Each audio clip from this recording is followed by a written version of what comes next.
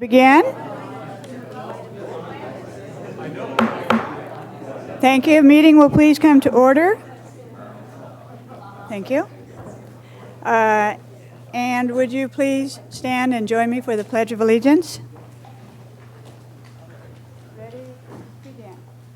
I pledge allegiance to the flag of the United States of America and to the republic for which it stands, one nation, under God, indivisible, with liberty and justice for all. Thank you. We do have all directors present, so we have certainly a quorum. And we are going to begin this afternoon with the presentation. And for 2A, I have some requests on 2A. And the new vice president's doing a very good job sorting those out for me. Thank you. Merle's a good model. Anyway, I have two requests for public comment before I actually make the official proclamation for Merle Clift. And so first I'm going to call on Mike Lyon, and it will be the full 3 minutes. And so welcome, Mike.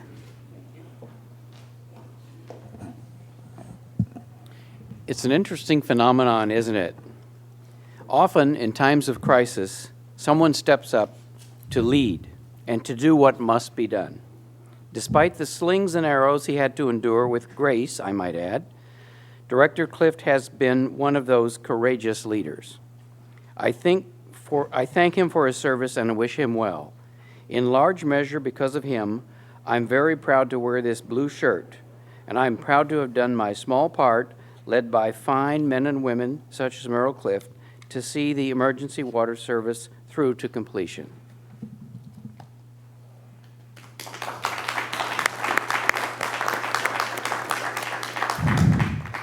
Thank you, Mike.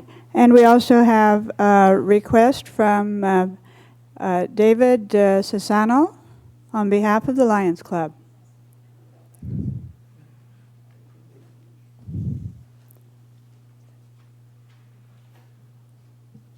Thank you. Thank you. I'm Dave Sassman. I'm the Cambria Lions Club secretary, and I'm here with my president, Dixie Walker, to give a special thanks. I want to, on behalf of the Cambrians Lions Club, I want to thank you for your years of service, and to the CCSD as well as our fine community. In particular, I want to thank you for the emergency water system that was part of your efforts and with the board to put this facility into operation. Your timing couldn't have been better as the water crisis started to hit Cambria, then California, and then the whole United States of America. It brings home the economic impacts of having a reliable fresh water supply.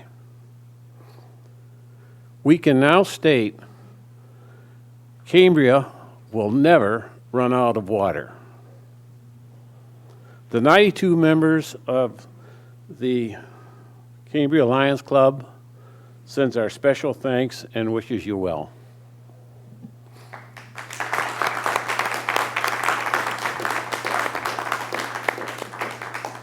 Well done. Thank you very much. And now it is my pleasure to invite Merle Clift to come forward, please.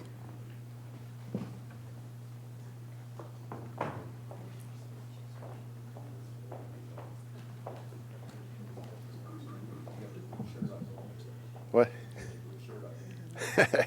It's nice to be able to sit in the back and criticize.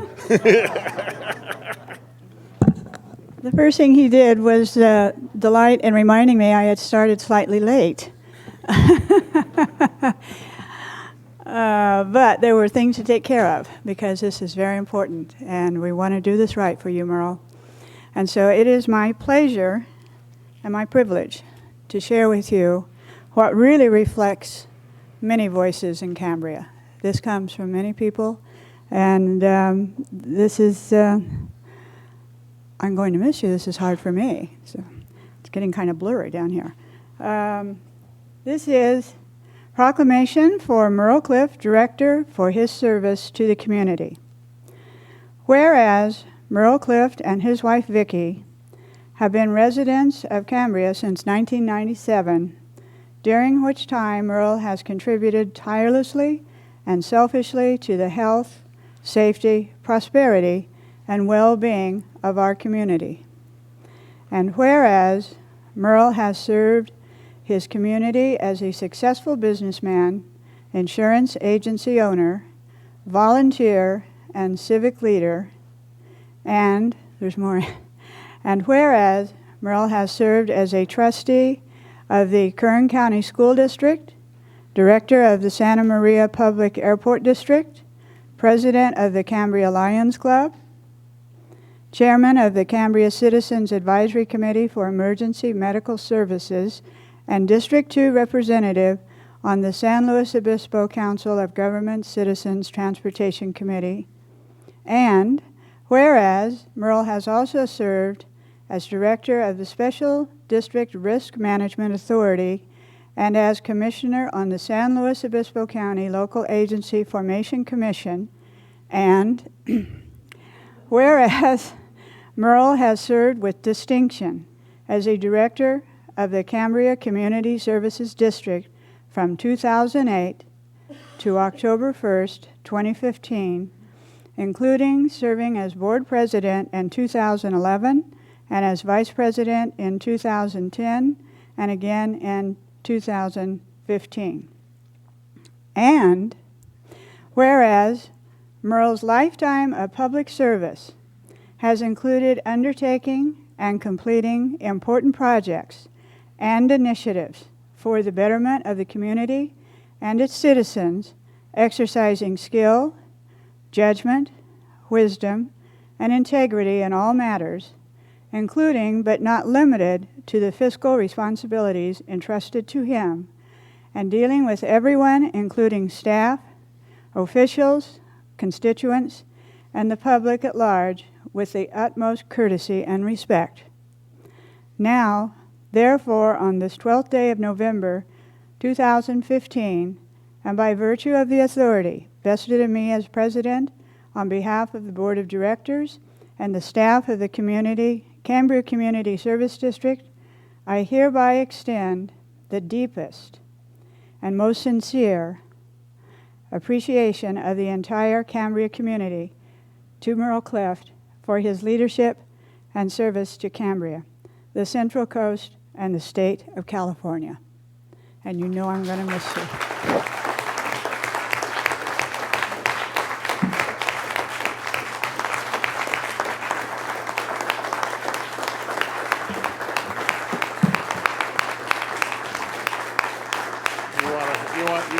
You want to do a grinning. Okay.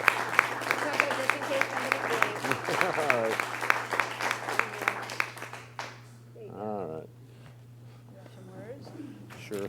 and then I have one more thing after you finish your words. So Okay.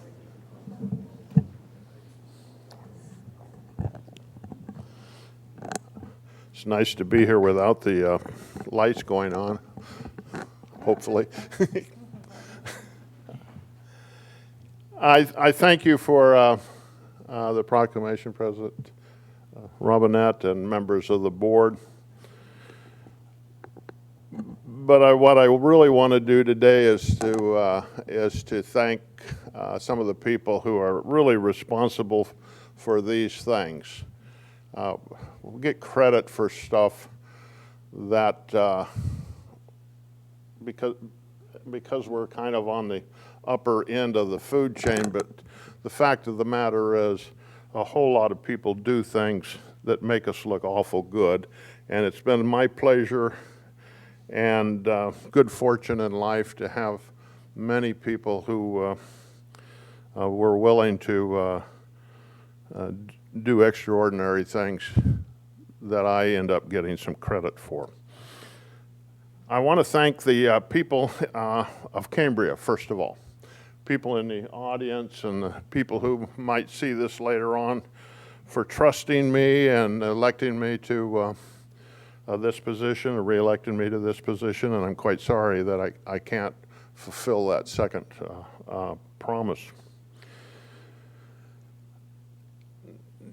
Many people don't realize how important that kind of support is.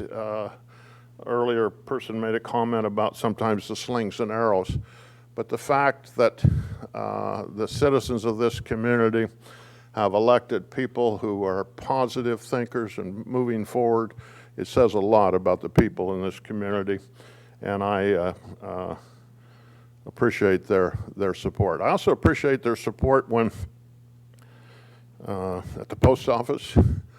This is a small town, folks, and at the post office and the street and at the cookie crock. A friend the other day said, I wouldn't want to go shopping with you because he said every time I turned a corner, you were stopped talking with somebody. And I will honestly say that my last stop at the cookie crock is always the frozen food aisle so that I can get directly to the cash register and get out of there. So, because I like ice cream, obviously. And I don't want it to melt before I get away. So thank you to the people of Cambria. It's been a pleasure to serve and to represent them, and I hope that I've represented them in the way they expected. Secondly, I'd like to say thank you to my associates.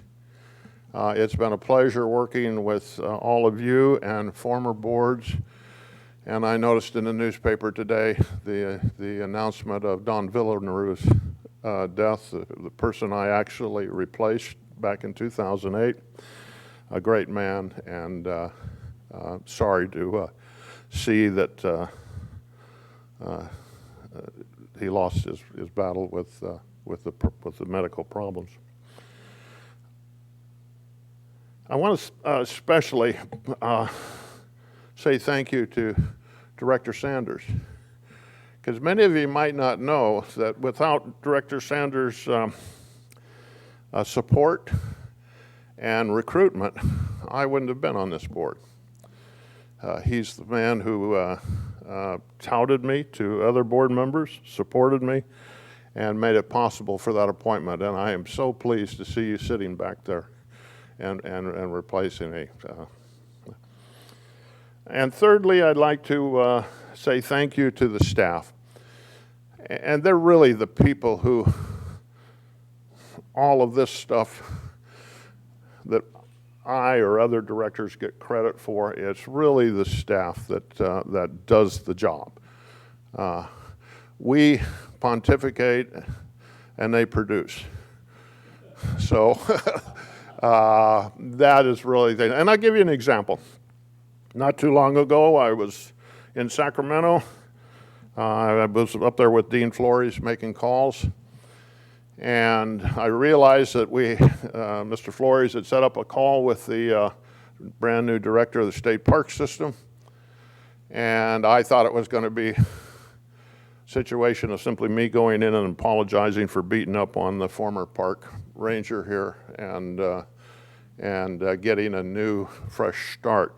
But what it was also there was some very technical things that needed to be discussed. And so at 8 a.m. in the morning, I'm on the phone and emailing with Gail and Jerry and saying, I really don't know what I'm going to be talking about. And can I get in touch with Bob Gressens so that he can school me? 4 hours later, Bob Gressens was sitting with me with that Parks and Recreation deal, and quite frankly, saved my ass. And so thank you, Bob. But it wasn't a matter of saying I can get on the phone and talk you through a little bit of this. It was there physically to support things, and that's the kind of staff that this district has, and it's been the kind of staff I've seen in other districts that I've been involved with, and that's a real key to success in a district. So I thank you for the proclamation. I thank you for the chance to serve. I always say life is what happens when you had other plans. And even though we had planned to make a particular move fairly quickly, other medical situations have occurred that will mean that we'll be here in Cambria a little bit longer. So if I can help out on anything, I'll try to help out wherever I can. But I wish you good. Well, I am very pleased with the board as it sits. I think you will carry forward and get the things finished up for Cambria. And I appreciate all the time that I've had with you. And thank you very much, and thank you for the community.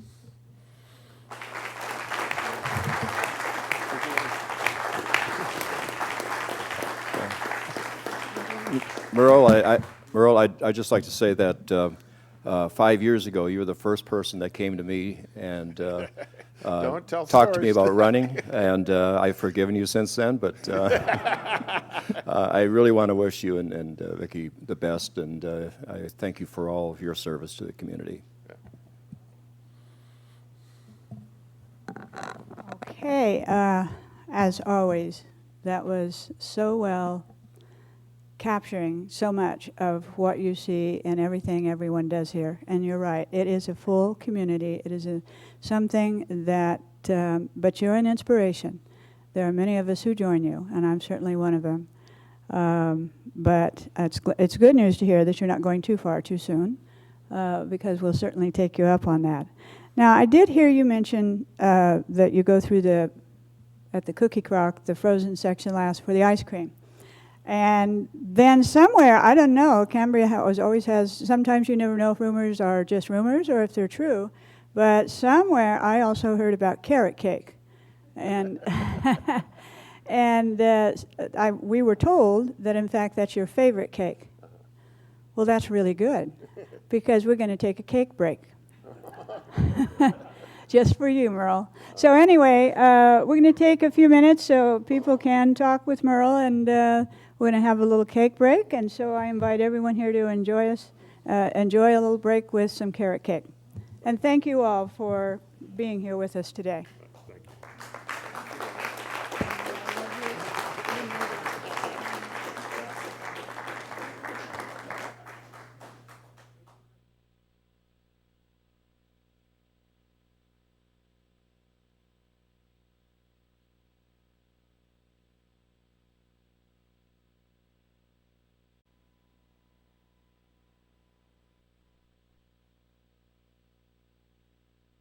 Started on the next item, which is item 4. Thank you. Would you explain this empty seat? Oh, okay. Yes. Also, I wanted to, just so people would know, Director Rice had come for the proclamation and honoring Merle, but she's not feeling well today, and so that is why she is gone. And she didn't take her cake and leave, just take her cake and go home. But, well, maybe she did. But anyway, she won't be with us this afternoon. Okay, thank you. So we are moving on now, because public comment is actually only related to the items under this special meeting. So we'll move to item 4. And so first I would like to open, this is item 4A, and it is the public hearing. And we're going to receive public testimony and close the public hearing. And so I'm going to turn this over at this time to General Manager Gruber. Thank you, Madam President and board members. I'll go ahead and introduce item 4A. Then I would ask that I'll turn it over to District Council Tim Carmel to give the board and the community just a brief overlay of what we are doing today. And then District Engineer Mr. Bob Greshens has a brief PowerPoint. And at that time, bring it back to the board for discussion. So today, item 4A, just waiting for the video to come back up.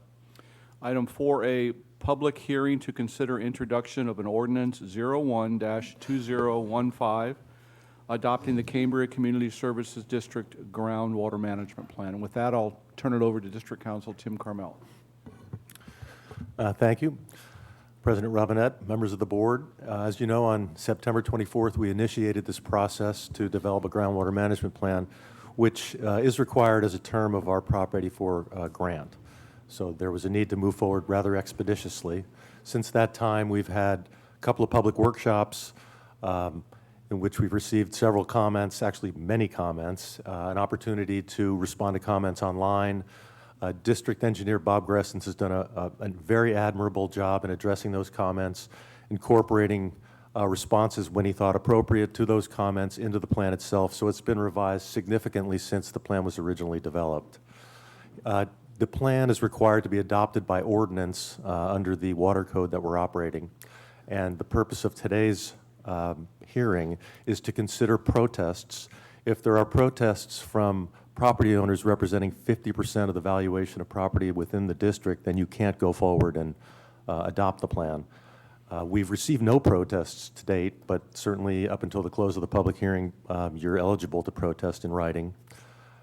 So this is a public hearing to consider comments on the plan, to consider protests. If there are insufficient protests, then we're recommending that you go forward, introduce the ordinance by title only, take action, and then the ordinance will come back for adoption next Thursday at our regular meeting. I know Bob has a PowerPoint with regard to the plan itself, and I want to also take a moment, and I've done this each time, to just emphasize how much work went into this plan from Bob. He's really done an incredible job of accumulating an enormous amount of information, somehow organizing it cogently, and the plan in front of you is a very good plan in my estimation, and I want to thank Bob because I didn't think it was possible to create such a good plan in such a short period of time. So again, it's a public hearing, an opportunity to protest. At the conclusion of the public hearing, I don't think you're going to be faced with a protest on the level that's necessary to stop this from proceeding, but at that time, you will answer any questions, and then it's requested that you introduce the ordinance, and we'll move from there. So I'm going to turn it over to Bob. Very good. Before we do that, and I just want to second too, certainly I know I reflect the board's appreciation of the hard work you have put in, Mr. Gresham. And also, Mr. Carmel, we have 2 requests for public comment. I think we'll take those first, and then we'll turn it over to you, Mr. Gresham. All right?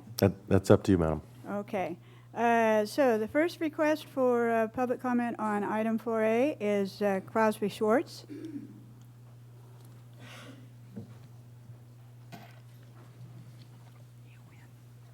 Madam President and Board, I just have a comment about the What do you- step 2 formation of multi-agency steering committee.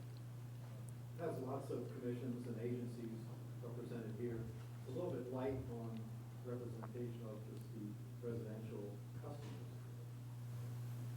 I would recommend that you possibly consider adding North Coast Advisory Council as providing a representative to the steering committee. Right now, Do I need to repeat that again? No, we've heard that. This is you're a okay. comment on the formation of a multi-agency steering committee. It has many agency representatives. It's a little bit light on representation of the residential customers. And I recommend that you consider adding a representative from the North Coast Area Council to the steering committee. Right now, the Cambrians for Water seems to be the only representative of residential customers, and I don't know if they necessarily speak for all residences. Thank you. Okay, thank you very much. Next request is George Kendall.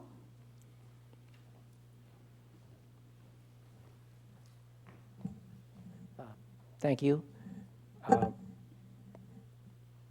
I just want to say that as a rural resident of Cambria, as a farmer, and as a retired geologist, I read the proposed report, proposed groundwater management plan, And I think it's a pretty reasonable document to base your groundwater management and any future modifications you may have in that water management going down the road. I think the plan is based on some very reasonable science. I think especially the USGS hydrology report done by Yates in 1992, and some of the recent modeling in San Simeon Creek, and also the very recent percolation study that RCD over in Templeton coordinated, have lent some significant scientific background to a foundation to this plan. I appreciate that you considered the written comments that I submitted. And I especially appreciate that you reached out to Farm Bureau and to the Resource Conservation District. I think the multi-agency steering committee is a good idea. The more inclusive, the better. I think that group could help perhaps guide or indicate directions you may want to go in down the road as you learn more about the aquifer. I'm especially pleased that the plan recognizes the potential of groundwater recharge in the lower part of the basin, say from the rodeo grounds on down, as that could have very significant impacts on supply and have some positive environmental benefits. Thank you. Thank you. Next on public comment, Laura Schwartz.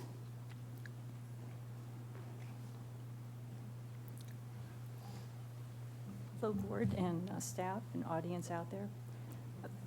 Okay, just a comment on here. I was looking through this, and it seems like it's very technical, and we've read through it, my husband and I, and everything, and we understand. The part I'm going to do is just on a very basic emotional type of level. And on page 13, what it says here, one of the objectives for your basin management objective number 3 is work cooperatively with the district customers. Okay, and that means all of us here in Cambria. And what I'm going to be asking for is that when you're allocating water and you're working with the customers, please, no more of these draconian measures before you add any more users to this. This is management of the water. Because, I mean, I am tired of not flushing. I'm tired of paper plates. I'm tired of not having my relatives or my visitors be able to come up here. So in water management, before you do any more additional things, please work with your existing customers. Don't use the word build your desal plant or whatever you have. Make sure that you don't get us back into this condition again, because there is only so much water. And please take care of us so that we don't have to go through this again. I'm all for the environment. I didn't mind sacrificing not using these things, but don't add any more usage until we're taken care of here. There's plenty of padding, so if we go through a drought again, which we will, we don't have to go through this again. And the desal plant will only put out so much water. We don't necessarily need to expand that. So be careful of taking care of your customers' basic management objective number 3. Thank you. Oh, the other thing too, my husband mentioned on the blue shirts, they're self-admittedly, they have 800 members, but to have more exposure onto the boards coming up, it would be better to have the rest of the 5,600 people on there too. So make it a little bit more broad-based if you can. Thank you. Thank you. Okay. We have no further requests for public comment on item 4A. Did we receive any protests? No, President Robinette, we did not. Okay. All right. Then I would like to close the public hearing. And then we need to, I believe, have discussion and presentation first from Mr. Gresham. So if you would proceed, Mr. Gresham. Thank you, Madam President, members of the board. I'm going to stand up because I feel like I'm sitting on the floor in this chair. And also, You know, it is, your chin's also kind of because resting my on the back is a counter little there. sore, so I'm gonna go up to the podium to do this. It should last maybe 10 always minutes. get I'll be that as chair. brief as possible. You do look pretty close to the countertop there.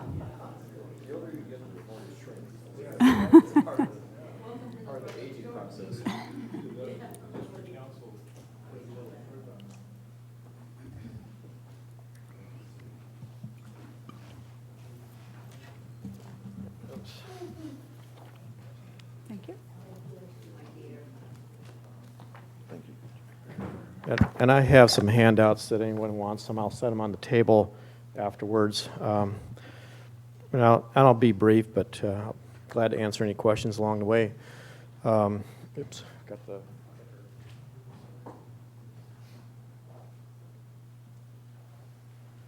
Let's see if this works. Well, we'll just go next slide. How's that? Okay.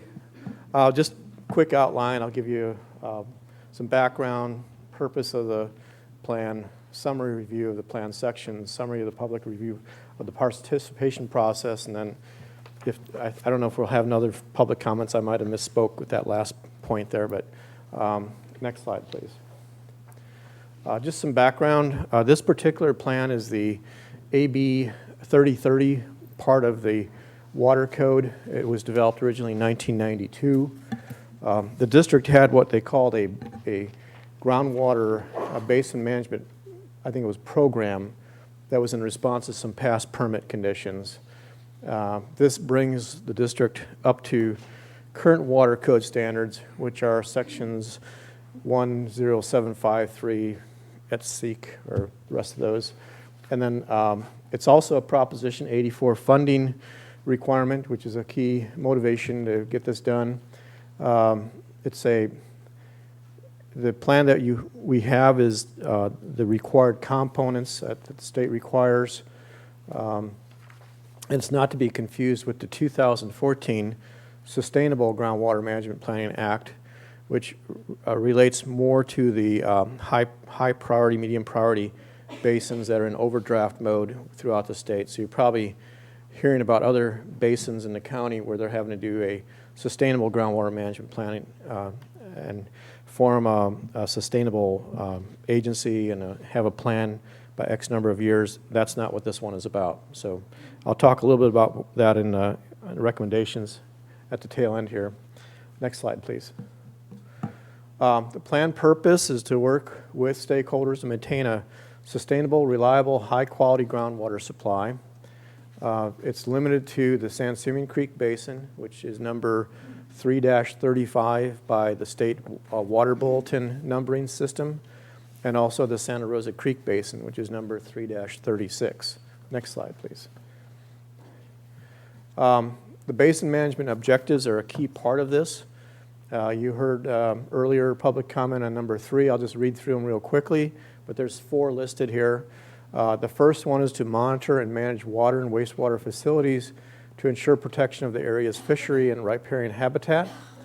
That actually came right out of the earlier 1980 effort, revised the wording somewhat. Number 2 is to operate, plan, and provide CSD water and wastewater facilities in a manner to prevent seawater intrusion and to avoid inelastic ground subsidence. Number 3 is to work cooperatively with district customers, the agricultural community, and regulatory and resource agencies to protect and maintain groundwater and surface water quality.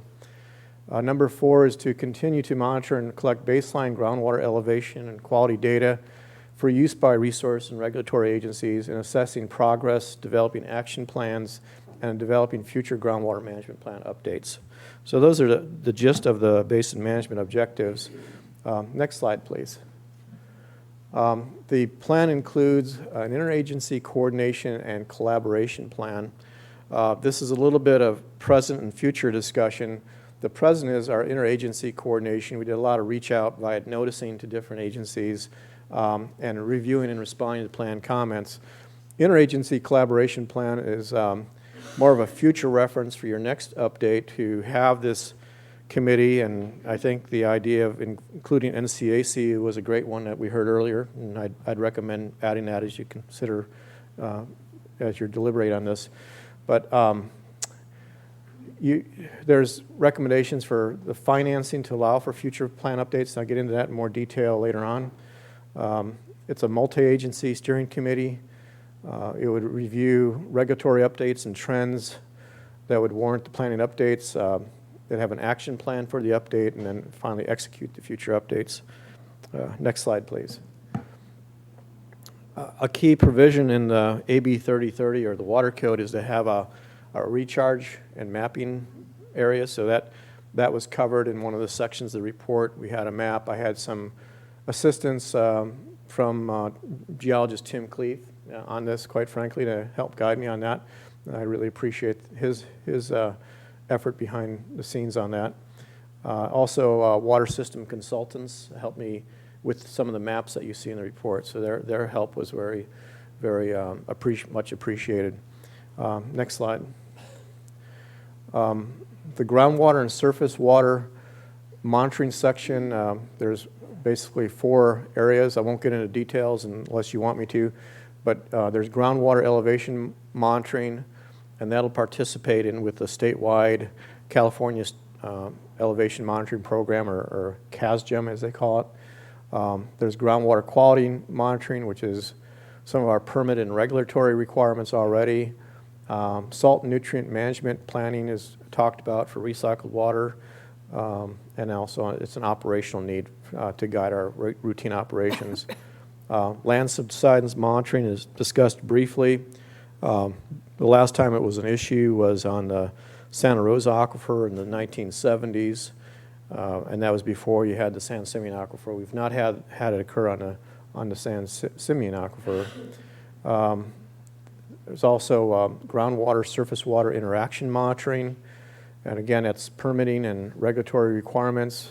In addition, we have an adaptive management plan in place for the new project, the emergency water supply project, and that was added to the most recent update of the plan that was posted, and it's now in Appendix E of the report. So next slide, please. Briefly, we talk about wellhead protection, well abandonment, and well construction. This is a requirement of the state that you have this in your plan, although this is largely covered by the SLO County Environmental Health Department as one of their main functions. Next slide, please. So in the recommendations section, you'll see that it includes to regularly review and gauge progress in meeting the basin management objectives. I suggest a 5-year review cycle be considered because you do your urban water management plan update every 5 years, and there's also a watershed sanitary survey every 5 years. And you can take the results from those efforts and pull that into your groundwater management plan effort. You could consider the Sustainable Groundwater Management Act requirements in future updates, if the basin management objectives are not being met or other concerns arise over a period of time. If for some reason there was an issue with overdraft or whatever, then you can consider the more rigid or more enforceable portions of that act and go forward on that basis. Again, continue to foster collaboration and with basin stakeholders. I've learned a lot from some of the discussions I've had with Mr. Kendall, who was here earlier, and the ag people, and developing this plan. So I really appreciate the input that everyone has provided. There's just make it broad and make it continue to reach out to a diverse group. Allow more time for future plan updates. That goes without saying, right? Correct, District Council. And just allow you to have this steering committee. We didn't have really the time to form this steering committee which the state suggests. It doesn't require, but it suggests. But you need time and get that large of a diverse group together and meet on a regular basis. The other is to continue to pursue completion of a regular coastal development permit of the emergency water supply project. And I put in other words, a water restoration project, which basically, it is in so many words. It's an indirect potable reuse project. So I personally think the emergency water supply project name is getting a little worn out, so I put that in parentheses. And of course, related to that is the EIR that we're working on to get that out for the to support the regular coastal development permit. Financial planning and budgeting allow for future plan updates and projects that support meeting the basin management objectives. So the next slide, I'll show you what I think would make sense in the future to consider as you get into financing and budget planning over the long range term of things. So the next slide.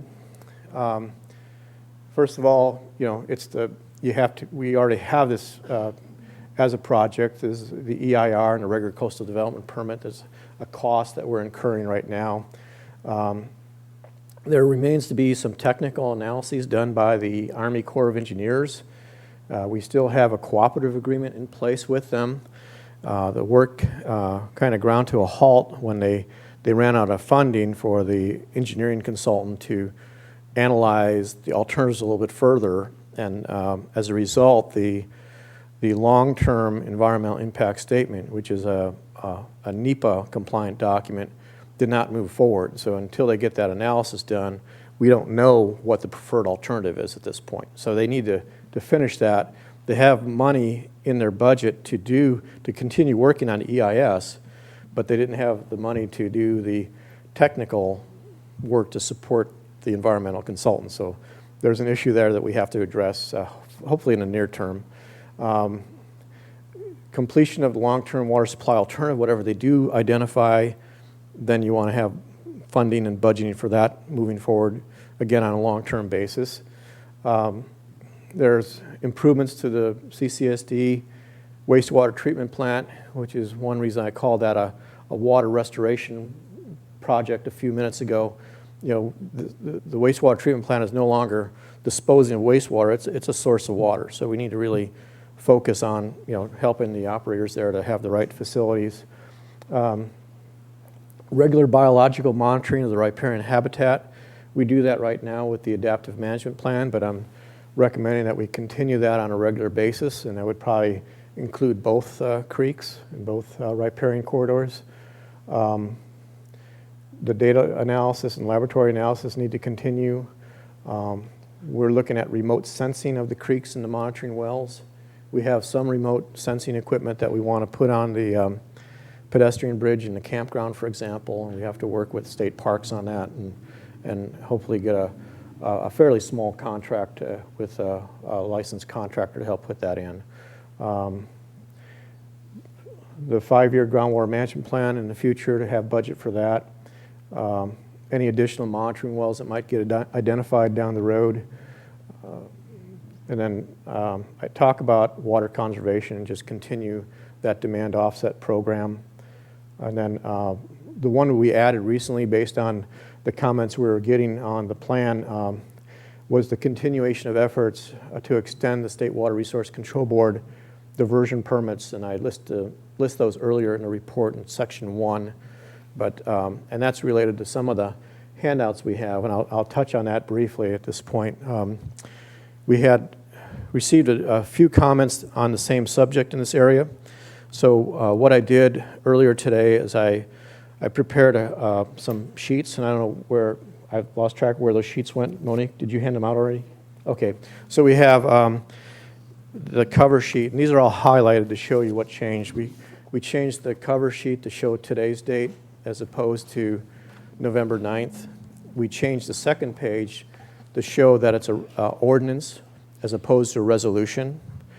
I updated the revision log, and those revisions are shown highlighted in yellow, and it relates to Table 1-1, where we added a footnote about the diversion permits needing to be extended and being subject to the review and approval process of the State Water Resource Control Board. We added the recommendation to fund that effort in the recommendation section.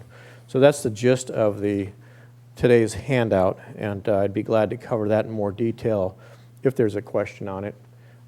Next slide, please. So just to summarize the public participation we've had, Again, I really appreciate the effort people put into looking at these detailed documents. I mean, it's commendable. We had our September 24th meeting. That was to consider the development of the groundwater management plan, which you approved by resolution. And we had our October 15th workshop number 1, our October 29th public workshop number 2. We kept updating the report and reposting it on a regular basis in response to the review comments we were receiving. That was posted on our website. We had a revision log that we tried to keep up to date, so it made it easier for people to go to the particular page that changed. And then, well, that's eerie. We published announcements in the newspaper per the water code criteria, and those are in Appendix A of the report if anyone cares to see that level of detail. We had comment letters, and we provided written responses to comment letters when we had the time to do that formal review and response, and those are in Appendix B of the report. Next slide, please. So today's meeting is to consider adopting the groundwater management plan by ordinance 01/2015, and I'll stop here because I think you already covered the public comments. Am I correct with that, Council? Yes, but Okay. I think there'll probably be another opportunity. Okay. All right, so thank you very much. Okay, could I ask a question before you leave the podium?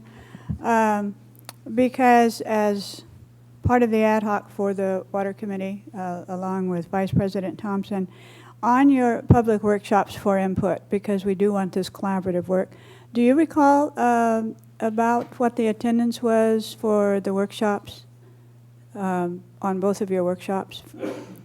Yeah, it was maybe 5 or 6 people, I'd say. I think we had a few more at the first one. The second one, the interest had sort of waned a little bit maybe, but I'd say about 5 to 8 maybe on the first one, and 4 to 5 people in workshop 2.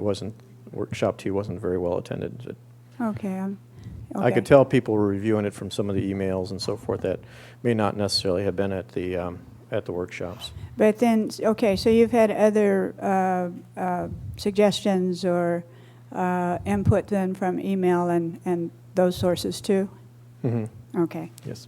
Thank you. Okay. Question, Madam Yes. President? Director Sanders.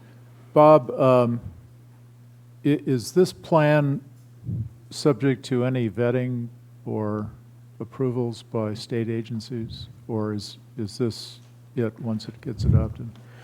It gets submitted to the state, and but I've had some discussion back and forth, particularly at the county level, with Mladen Bandoff in particular in Public Works. He's been providing me reference materials on groundwater management plans because it was related to our Prop 84 funding. So they were interested in making sure we covered the required components. And I've had a few sidebars with him during the development of this I can't say it was a formal vetting process, but and not that they really need to perform that duty, but and we've had a few brief discussions with DWR who actually received these reports. But I sense that that the bottom line is DWR is the deciding agency on whether it's adequate or not. Okay. Any further questions? All right, thank you very much. Appreciate the report. All right, so we can start with discussion, or we can start with a motion and then discuss the motion. Vice President Thompson? Well, I want to also echo the comments that were made in response to the quality of the work that went into this. I think Bob did a great job of pulling this together in a very short period of time, and so I would make a motion, and that motion I move to introduce ordinance 01-2015, an ordinance adopting the Cambria Community Services District Groundwater Management Plan by title only and waive further reading. I'll second that. Okay, it's been moved and seconded. Do we have any, do we have any additional discussion, further discussion from the board? Other than to echo the fact that I think Mr. Gressens did a fantastic job, and even as late as yesterday, he was crossing more T's and dotting I's, and even this morning, I understand. So, and it's an excellent work, and thank you. Yes, it truly has been really excellent. Then, are we ready for the motion? I think so. Let's do roll call. Vice President Thompson? Aye. Director Berenger? Aye. Director Sanders? Aye. President Robinette? Aye. Motion passes 4-0. Thank you. All right, now we are ready to move on to next on the agenda, item 5A, and that is, I think we'll have, thanks again, Engineer Gresham. General Manager Gruber, would you like to introduce item 5A? Yes, ma'am. Madam President, board members, the subject under 5A is receive and discuss water and sewer rate study for Bartle Wells and Associates and consider and approve the notice of proposed increases in water rates. It is recommended the Board of Directors receive and discuss the water and sewer rate study that has been prepared by Bartle Wells and Associates. It is further recommended that the Board review the approved and draft notice of the proposed increases for water rates that has been prepared to comply with the requirements of Proposition 2.8, subject to any additional changes deemed necessary by the General Manager and District Council. Just really quickly, I'd like to thank the ad hoc committee, which is comprised of Director Berenger and Director Rice, and also the Finance Manager, Patrick, and Monique. We've worked, and Alex Handler at Bartle Wells. We worked really hard the last couple months on this, along with some other projects, and we've put together what we feel is a fair and equitable rate structure moving forward that really allows us to focus on some of the deficiencies within the water and wastewater departments, and also to address, or at least start addressing some more of the capital improvement needs that need to be done on the water side. Patrick, did you want to add anything to this at all? And Madam President and board members, if it's okay, I'd like to just, unless Director Berenger has something to add as far as the rate committee goes, which would probably be appropriate prior to Alex Handler giving his presentation. Okay, I think, and we also have 2 requests for public comment. And so I think it might be better at this time and then have the presentation.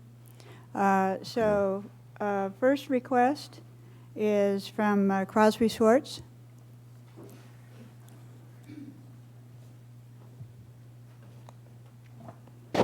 Madam President and Board, Monique. I have actually three comments on this. The first 2 are related.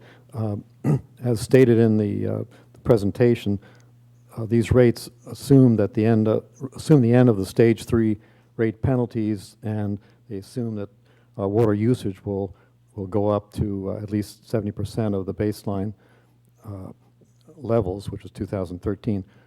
What if it doesn't go up to that level? Does that mean, how are you going to balance the water and wastewater funds if it doesn't immediately return to those levels? And then the second part of it is for the, and I may have missed this in another meeting, but for the Prop 218, are you putting in the numbers for the first year or the 5th year, including 4% increases? And what's actually going into the Prop 218 numbers? Thank you. Thank you very much. And next request for public comment on 5A is Laura Schwartz.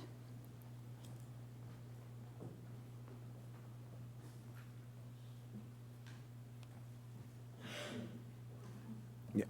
Monique, you might want to start that again. Oh, I'm sorry. Thank you.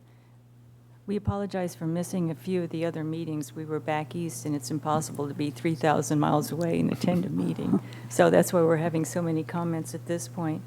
what I wanted to talk about on the rate study. We did go to the first one. We were one of the 7 people that were there asking questions. And it's basically the same question that I was asking, just in a little bit broader audience at this point. Okay, I believe, you know, the wastewater and the water, definitely they have to pay for themselves.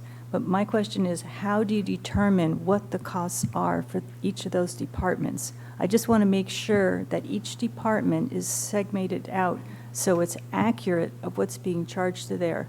It's like where you have the salaries and the allocated overhead. They're tremendous amounts. They're over millions, over $1 million. But how do you section that out? Like if Mr. Gruber is working on EWS and then the water, wastewater or something for those particular days, is there a percentage of how you allocate his time? Or how do you get to the costs of each department? Because I think that's very important as we go forward. You've got water, wastewater, fire, EWS, and the parks. And each department needs to know exactly what it's charging, because you can't charge us a rate increase unless you can justify that that department is creating that much. The other thing, too, is the automatic 4%. I think that needs to be audited more in a public manner to make sure, again, that that's justified, that it needs an actual 4% and not maybe just a 1%, or it doesn't. So we just really want to watch fiscally and watch our dollars, because so many dollars have been gone in so many directions that at this point, I think the people of Cambria would really like to see each department very clearly define what cost is there, so there's no overlapping or incorrect allocation to different departments. Thank you. Okay, thank you very much. Okay, and we have another request on 5A, Jeff Hellman.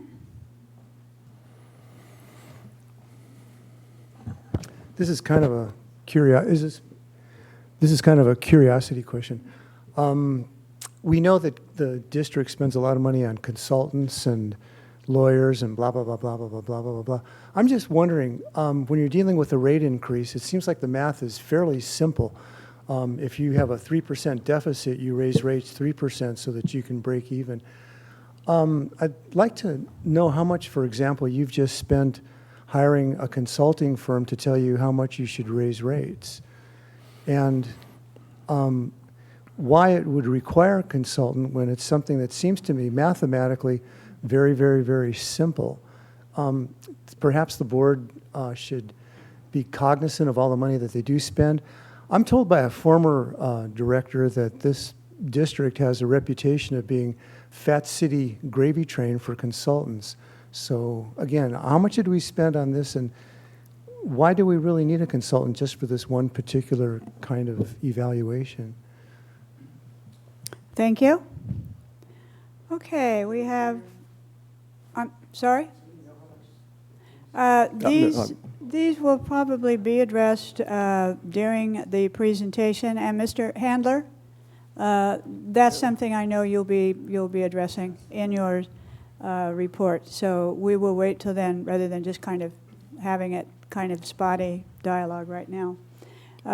Yes, Director Barringer. You know, perhaps I can cover just a couple of things because we did have public workshops and we did have sparse attendance, but beyond that, both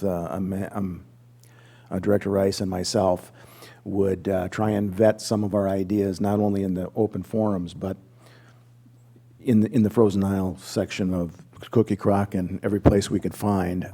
I've talked to all kinds of folks about different things, and one of the things that came up is, why do we think 70%? In the second workshop that we had, there was a major opinion, there was only 3 or 4 people there, that we would jump automatically way back to 100%. I don't expect that at all, but it is. It's Director Rice and myself were wondering what are we going to do if it doesn't go to 70%? So, but in quizzing other people and some of the landscapers and others, they figured that it would jump. 70% is as good a guess as can be. So that's why 70%. And before, as far as the recommendation of the ad hoc committee is that we would have a provision in there that would allow for up to 4% per year escalation. That number was picked because a lot of contracts we have with our employees and other things, 4% is conservative, but we wanted to have some kind of escalation in there just to protect for inflation. And it was recommended by council that we put the 4% in there. And council will also tell you that if in the event we do reach 70% or even greater than 70%, we can always not make an increase. But for clarification within the Prop 218 notice, that 4% is in there, just to provide no ambiguity whatsoever. But future boards can, of course, charge less. And I'm very happy to have Alex Handlers help us with this. The reason we have him do this, he had done a lot of work for us before.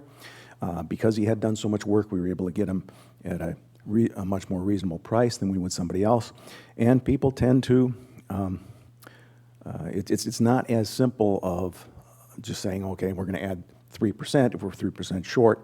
We have made several other changes by recommendations by the consultant and by recommendations of the citizens to make it easy. So instead of having 10 rate tiers like we had before, what you're going to see is 3. We tied it to the amount that's the amount of water that we're using based upon the water waste treatment plant, or the treatment plant, the advanced water treatment plant, so that on your bill you'll see your breaks being the same as they are on the other one, so we didn't confuse it. So there's some simplicity that's being done. And I also, after the first hearing, people were wondering allocated overhead, how that's done. I do know that Patrick does have a breakdown of that, and I think it'll come out in Alex Handler's presentation. And but I think the next thing is to get the presentation from Mr. Handlers. Okay, thank you. Then I think we are ready for your presentation, Mr. Handler. Very nice to see you. Great, nice to see everyone here. Is the clicker?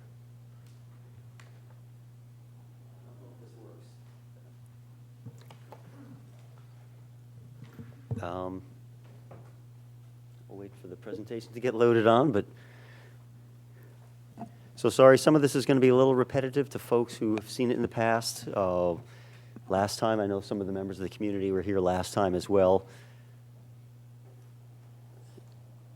And really, I think for this time here, you're not taking action on voting on the water and sewer rates per se. This is more of a time to get direction to move ahead with the Prop 218 process and what are the rates that are going to be included in the notice.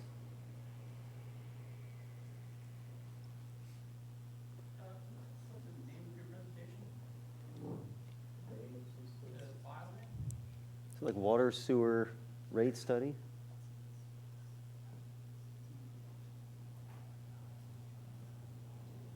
What?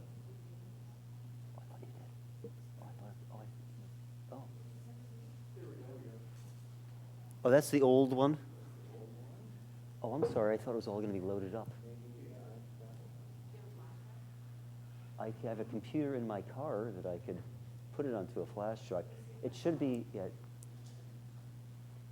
Sorry for the technical Are we having difficulty here. a technical delay?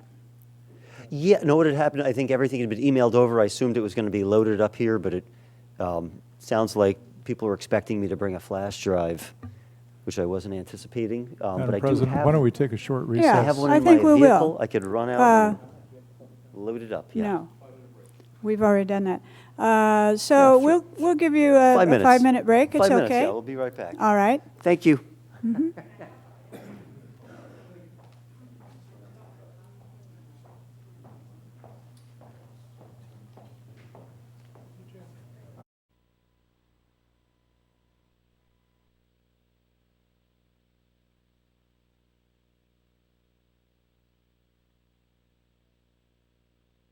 People could go get their coats and their gloves if they want. No. Oh, yes. That he can't. I think it's time to turn the heat on. That's It didn't work last time. okay.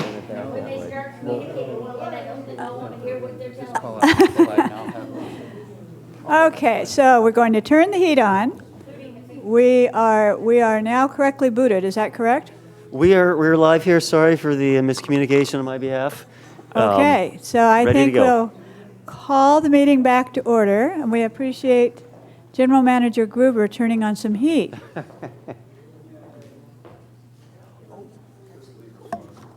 Yeah. Okay, Okay.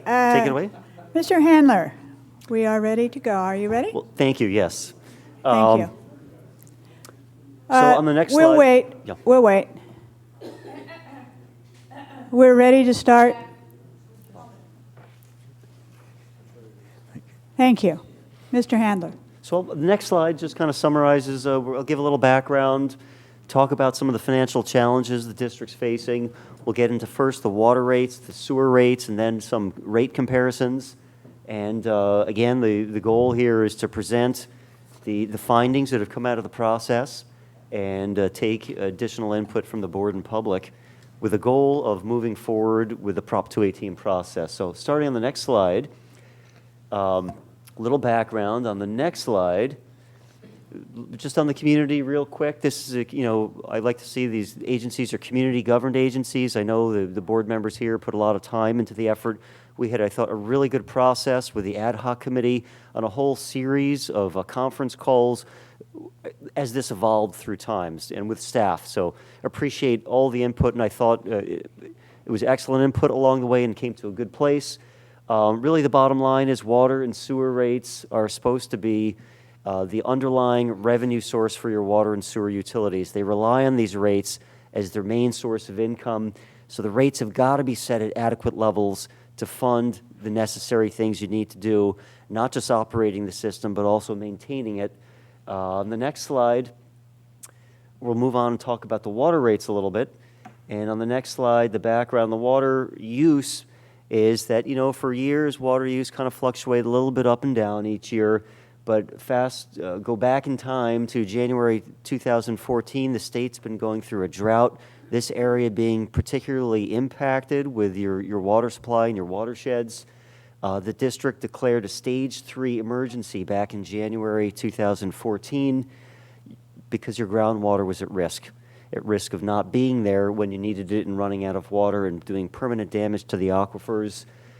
In response to that, the district put some pretty strong penalties, Stage 3 penalties that kicked in March 2014, and that resulted in a tremendous cutback in water demand. Between the community response and the penalties, your water use has come down about 43% from pre-drought levels, and I'll show that in a chart in a second. And the other thing was, I was just here a little over a year ago for the emergency water shortage rates. In order to get the advanced water treatment plan up and running, these rates were designed to support the funding of the capital infrastructure and the operations. But really, other than that, not much has happened with your water rates other than these temporary penalties and the emergency water rates in a number of years. This shows historical use for a number of fiscal years going back to 2010-11. You can see water use is higher. Those are the summer months when people tend to use more water. The tourism industry is booming. Goes down in the wintertime. And that's the general pattern. We don't expect it to be exactly the same every year. It fluctuates due to rainfall, economy, and other factors. But here, it was in the Stage 3 emergency declared in January 2014, and then those penalties kicking in soon thereafter. You could see a big plummeting of water use. Not only did it plummet, but it stayed down at those levels. So now we're not seeing these big seasonal fluctuations like we used to, and we're seeing water use that's over 40% below where it was in the pre-drought levels. So that just gives a little background to where we are coming from now with the finances. The next slide, what are your financial challenges? Obviously, the decline in water sales has taken a big hit out of revenues. So you're operating in deficit mode. On top of that, your operating costs tend to escalate over time. For water and sewer utilities, it's more than 1 or 2% a year. You've got staffing, facilities that need maintenance, et cetera. Yet there really hasn't been an increase in water rates over the years. Your last water rate increase was put into effect in 2009. So it's getting to be quite a while since you've had a regular water rate increase. Couple other points, although you've made some of the improvements to your system to keep it operational, there's really been a lot of deferred maintenance of the system. You've got a lot of aging infrastructure that needs addressing. Some of the big ones include the Fiscalini tank, the Rodeo Grounds pump station, Stewart Street tank. These are projects that are very high on the priority list that need to get done soon, that have been deferred often due to funding needs. So the conclusion that we found looking at your finances is that your rates are substantially below the cost of service. And on the next slide, just wanted to show you a history. This is of your regular water rates. This is a bill for a customer using 4 units of bi-monthly use, which is a very low level of use, but in fact, over 2/3 of your customer bills are currently below this level of use. So it's pretty indicative of what a typical homeowner is doing right now here within the community. And here's what the bill has been. Because you give a big chunk of your water away for no additional charge other than the basic fixed cost, pretty much a lot of people are just paying that fixed cost. This excludes the emergency water rates and the penalties that are in place. But you can see for regular water rates that fund your water operations, it's gone up from about $9 per month to a little less than $12 per month. Your fixed bi-monthly charge is a little less than $25. So that's an extremely low rate for a lot of folks to be paying for basic water services, especially considering the state of your water supply. I threw a couple of other lines on here just showing what if you had escalated your rates at 3% a year or 5% a year, which is more in line with cost inflation for utilities. It would be a lot higher than where it is today. On the next slide, what we did was kind of twofold in the rate study. One is the big picture financial projections, looking at what are all the revenues and expenses, where do your rates need to go in the big picture to fund your costs of service, and the other part of the study that I'll cover in the second has to do with the rate structure itself and recovering those costs. But what we had done both for water and sewer enterprise is develop some detailed financial projections and hone them over the course of the last couple of months or so. They're based on the best information available, the 2015-16 budget. They include a number of what we believe are reasonable and slightly conservative assumptions. We're assuming the end of the Stage 3 water penalties. We want to make sure the rates can cover the costs. We're assuming water use at 70% of the pre-drought levels. That's still a pretty significant decrease, just not as low as where it had been. And if your penalties ever do go away, we would imagine that water use would kick back up at least a little bit. Although it's really been a tremendous response in this community. You guys have about the lowest water use, I think, of any agency I've worked with, and I've worked with over 100. So kudos to your community for taking the challenge and responding above and beyond what would normally be expected. We assumed no growth in this study. Obviously, you might have some growth down the line, but we're assuming no new increase in demand. As far as capital projects, we didn't throw everything in the kitchen sink in there. Based on working this through with staff and the advisory committee, this district has been pursuing grants and subsidized funding. We only included $1 million in additional debt finance capital projects for the highest priority capital needs. And on top of that, we included $250,000 per year for ongoing maintenance of the aging water system. Is that enough? We don't know, but at least it's something to keep the system going. We also assumed operating cost inflation at 4% a year, which is pretty conservative. And we assumed there was a cutback in costs for professional services. I know there was a comment here. I can't say your district has a lot of professional services compared to some other ones that I work with, but we did assume that those would be cut back from what the level was in the current budget. You've been dealing with a lot of stuff in recent years with water supply, so obviously you're going to have some elevated costs, but we're assuming those are going down. And our basic finding is that obviously you need some rate increases to restore financial stability. And then going on into the future, we always recommend agencies have small, gradual rate increases that kick in each year. Yes, you are going to need them. Yes, the board is always going to have the authority to not implement a rate increase in a future year or to implement something lower. But as a matter of prudent policy, it's better when agencies can do the small annual rate increases rather than holding the line on rates with the periodic spikes. But that's a policy decision, so we defer to the board's wise judgment on that. The next slide, in terms of the rate structure, first I wanted to show what your current rate structure is, just to remind everybody. And your current rates include two components. You have a fixed bi-monthly charge. Every 2 months, people pay a fixed charge, and then they pay variable charges based on water use.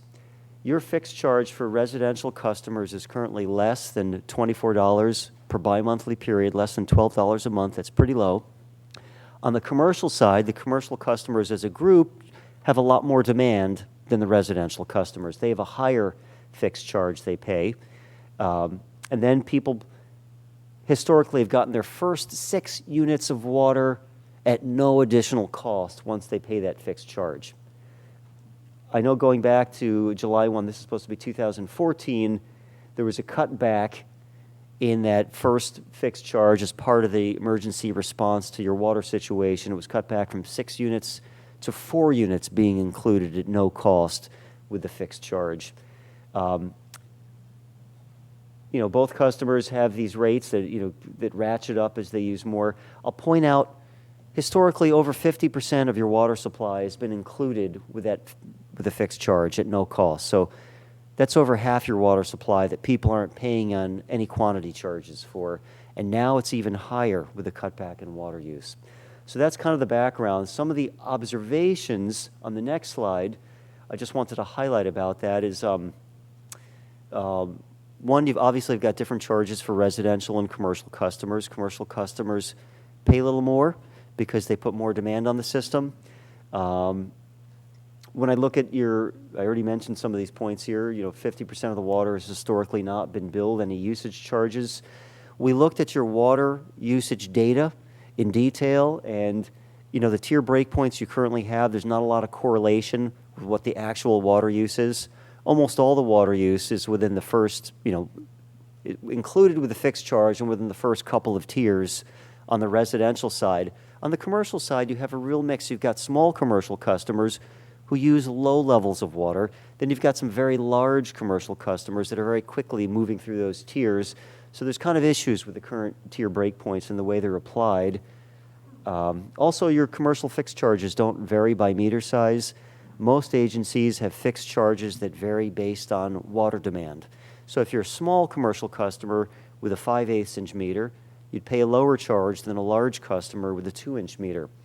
So that's kind of some of the background observations that lead into the next slide, which is what we're recommending for water rates. This was based on a kind of a grounds-up analysis to allocate costs of service to your different rate components and ensure you're complying with all the legal requirements and ensure that the rates are fair and equitable, understanding that there's a range of reasonable when it comes, you know, to determining water rates. Every agency's got their own unique water rates. But some of the things I wanted to highlight here is what we're recommending is, you know, maintaining a fixed bi-monthly charge for all the residential customers. It's pretty standard to do that. They all have pretty typical usage patterns. At slightly higher than what the current rates are is where the math worked out. On the commercial side, we're recommending charges based on meter size. This is going to affect different customers different ways. Small commercial customers whose use is not all that different than residential customers would see their fixed charges go down from $54 and change bi-monthly to $25.50 bi-monthly. So it's a pretty big decrease for the small commercial customer who arguably one could say is overpaying under the current rate structure. At the same time, as customers have larger and larger meters, which represents more demand on the system, we looked at the actual water use coming from those customers with different meter size and conservatively came up with these capacity ratios. So the largest customer with a 2-inch or larger meter would pay a rate that's approximately 10 times the base meter size. Now, we know some of those customers use far more than 10 times the water use, but we wanted to keep it equitable and try to keep it fair, understanding you've kind of got some history with your rates as well. So that's the change in the fixed side. Rates, commercial rates based on meter size, residential rates stay uniform charge on the fixed. On the water quantity charge side, we're recommending some revisions also to both simplify it and come up with what we thought were rates that were justified based on the math going through the water rate study. What we're recommending is all water use get billed out of the gate. No longer, most agencies have a fixed charge, and then they have variable charges that apply from the very first unit of water. An agency such as yours with a limited water supply, et cetera, you need to keep things going. That's what the recommendation is. The way the rates worked out on the residential side, we're recommending a 3-tiered inclining rate structure, where the rates would start at $6.50 for the first 4 units of water per bi-monthly billing period, escalate to $8.50 and then to $9.50. So not a huge difference in those rates, but there is some difference, and that's because the higher tier rates are there to recoup more of the cost for conservation and efforts aimed at long-term water supply and reliability. Everyone pays in, it's just the higher levels of use would have to pay a little bit more. On the commercial side, because it's very difficult to come up with tiers that can be fairly applied to both small commercial customers and large commercial customers, what's very common in California is to have a uniform rate for commercial use. Is this a conservation rate? You bet it is. They're going to have to pay $8.50 per unit coming out of the gate, as opposed to having the current tiered system. And then at this first rate increase, there's different components to the rate structure, but it works out to be, a significant rate increase on the water side to get you to financial stability. And after that, the recommendation was to move ahead with 4% annual rate increases on an across-the-board basis to keep the revenues in line with the cost of service. And that is what would be in the Prop 218 notice, would be these exact rates, showing what the maximum charges could be over the next 5 years. Obviously, as with all rates, it's always up to board discretion to review finances each year, and if it turned out you can do something a little lower one of these years, by all means, you've got the capacity to do that. The next slide, again, to highlight what the impacts are going to be in the big picture, it's going to be small increases. The fixed charges will be small increases for the residential accounts. Again, the small commercial accounts will benefit from a lower fixed charge than they're currently paying. They're currently being lumped in with those very large commercial customers. The biggest impact for the fixed charges is going to be on the large commercial customers who are now going to have to pay a higher charge based on meter size and based on demand that they're putting on the system. For the usage charges, again, everyone starts paying for every unit of water. This is going to be a big impact on your residential customers who are used to not paying anything for their first few units of water. So they're going to have to start paying right out of the gate.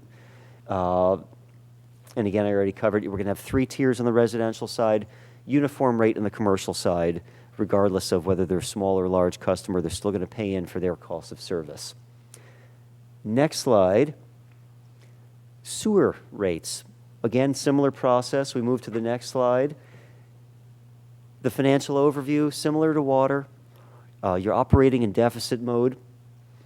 Although you've made some improvements to the system over the years, you've got an aging system that's going to require some maintenance to keep it in good operating condition. I know there's been a lot of things have been deferred over time that you would have liked to do, but you just haven't had the funding to do so. You've been out of compliance with your debt service covenants, which is, technically a no-no. A lot of agencies are. You wouldn't be the only one. But the good news is a big chunk of your debt service on the sewer side is going away. This is the final year of payment for a state revolving fund loan, a subsidized loan that you received probably about 20 years ago would be my guess. And that's going to free up $174,000 that would otherwise be spent on debt service. Now you can apply that back to your sewer system. Another key point is we know your sewer plant is aging.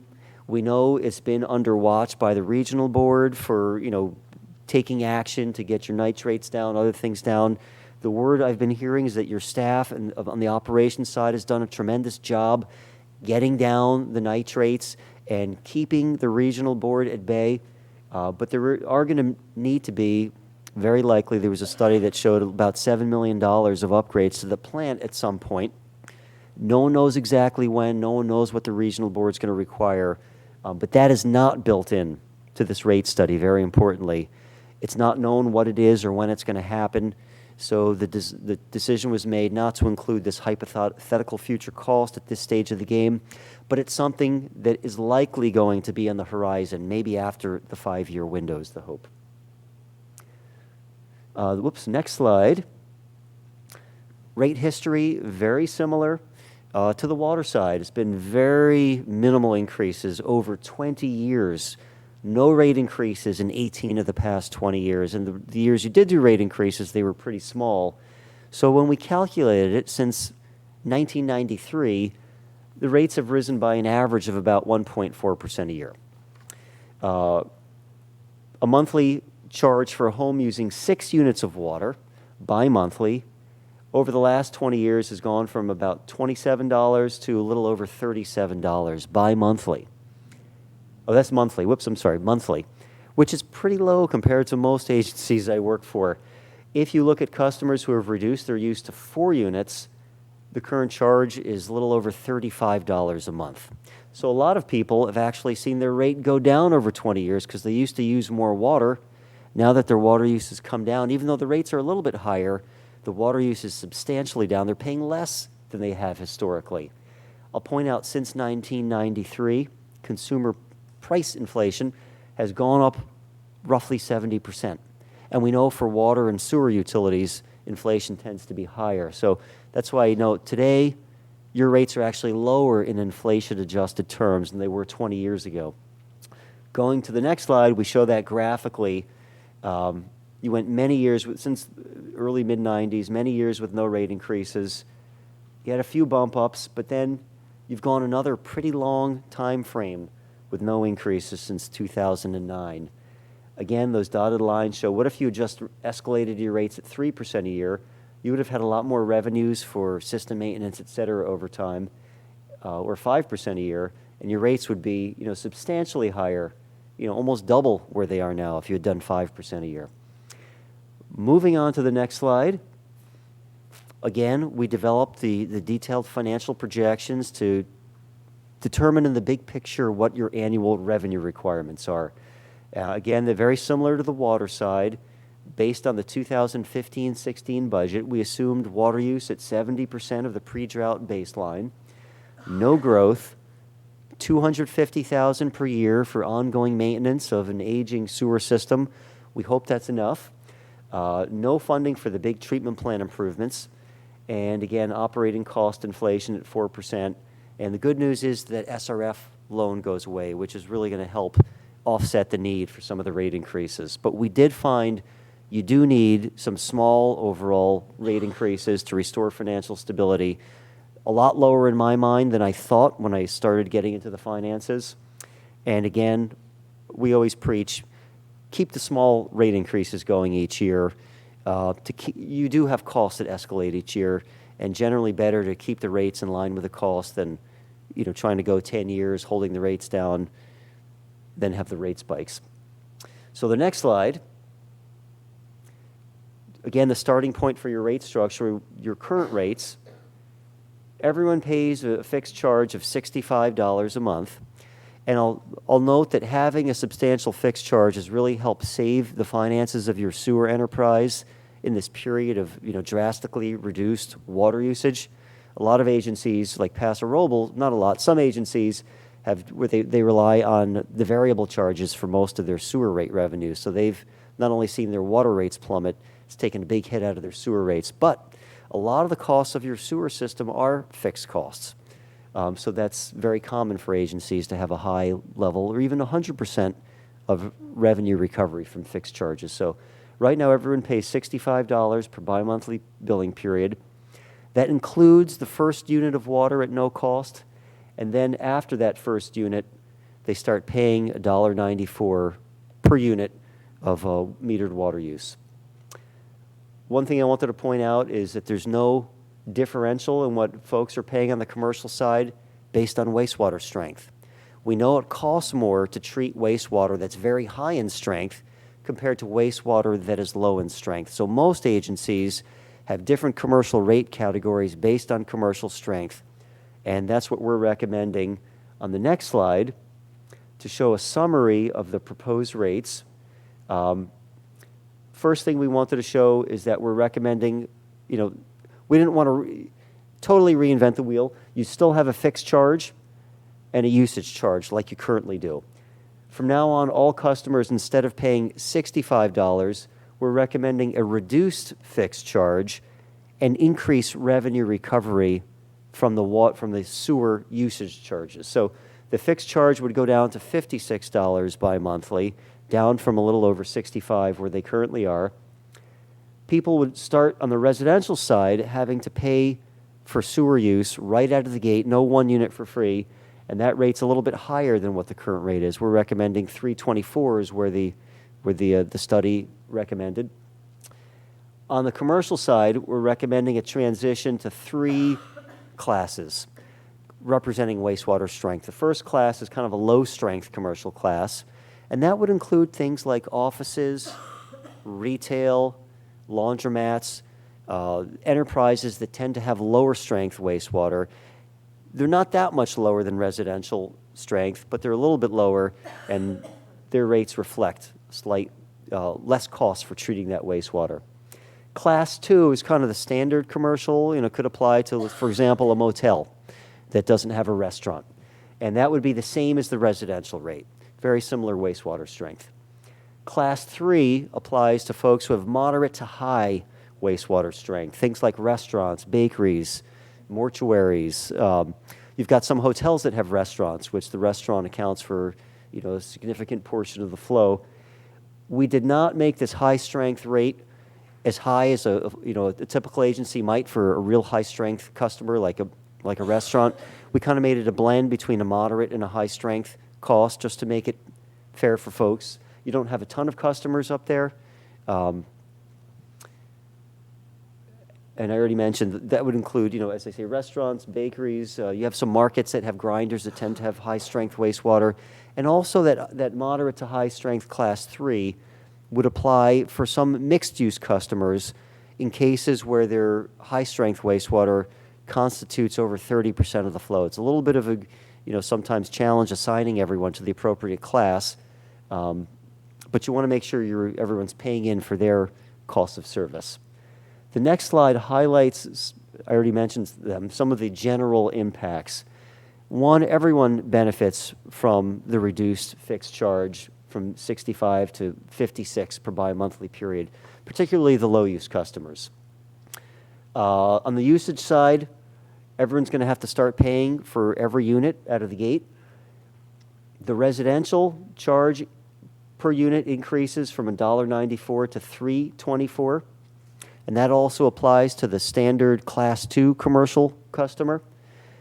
And what we're going to see on the commercial side is the lowest impacts are going to be on commercial folks who have the low-strength wastewater, but those with a high-strength wastewater who have been paying in at the same rate that everyone else pays for all these years are going to have to pay a little more for their higher-strength wastewater going forward. So that will be an impact to some of those customers.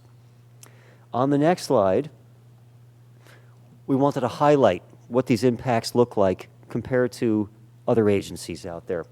And the first group of surveys, which we wanted to show you, the first one shows what's the impact on a typical customer. Now, really a typical customer, you can argue, uses only about 4 to 5 units of water per bi-monthly billing period. But assuming the penalties go away, people kick up their water use a little bit, we're showing the impacts on a typical home using 6 units per bi-monthly billing period. Currently, they're paying water charges, emergency water supply charges, and sewer charges at the bottom. Currently, you add all those up for a typical customer, the total bill works out to be $135.70 per bi-monthly billing period, a little less than $68 per month for water and all the costs for water and sewer service. Again, not including the penalties and not including very temporarily when you have your operating costs for the emergency water supply. That adds a little to this.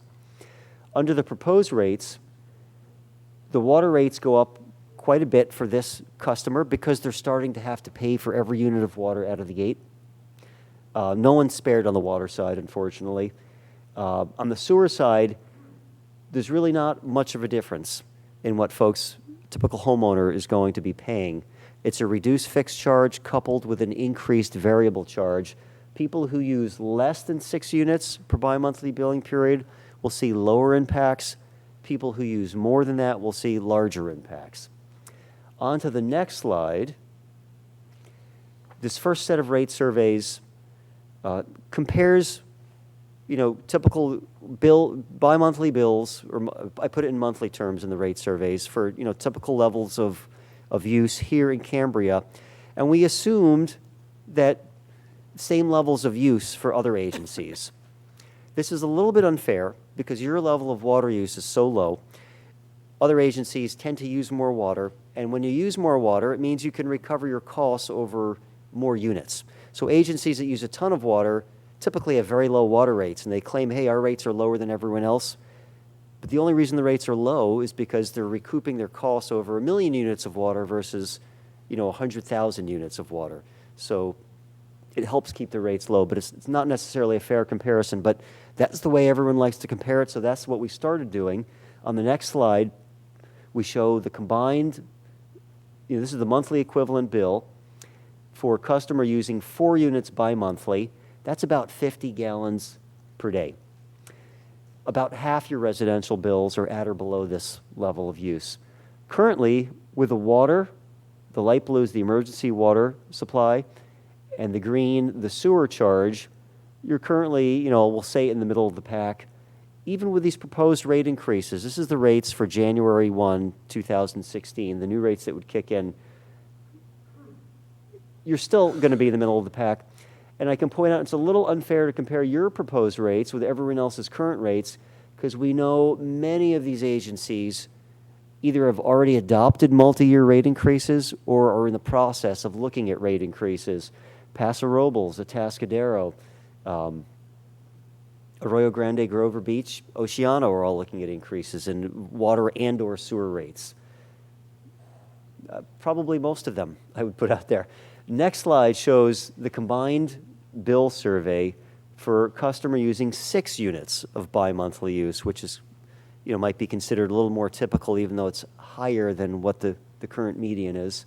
2/3 of your bills are below this level of use, 75 gallons per day. The monthly charge right now is right in the middle of the pack, and you'd move up a little more, assuming all these other agencies have the same level of water use. And then the final chart here showing the comparisons. This is for the next slide, customer using 8 units per bi-monthly billing period, about 100 gallons per day. Similar story, you're kind of in the middle of the pack. It looks like you'd be bumping up higher. But if we move on to a couple more slides, we show some surveys compared to, what if you compared your bill to other agencies for their typical levels of water use? And I was pretty conservative about the levels of water use that we assume for the other agencies. For example, Arroyo Grande, we assume 12 units, Morro Bay 6 units, whereas you're currently at 3 units per month. So you're currently the lowest, you're going to stay for a typical bill, the lower, middle, lower level. We also compared this on the next slide to what if it's someone who uses 8 units bi-monthly. We didn't change what the usage in the other agencies was. So here, you're at the lower end, you end up, again, in the middle range. So at the end of the day, despite these rate increases, we were, knowing what I initially knew about the district and all its needs and what's happened with your water, I was assuming your rates were going to be kicking up higher than they were. But when we did the math, this is where it came out. Moving on to the next slide, a couple of things we wanted to highlight regarding Proposition 218. This is an initiative that was adopted by voters back in 1996 called the Right to Vote on Taxes Initiative. It's established some constitutional requirements for your rates, not only substantive requirements, but also some procedural requirements, which I'll cover. On the procedural side, this district is familiar with this.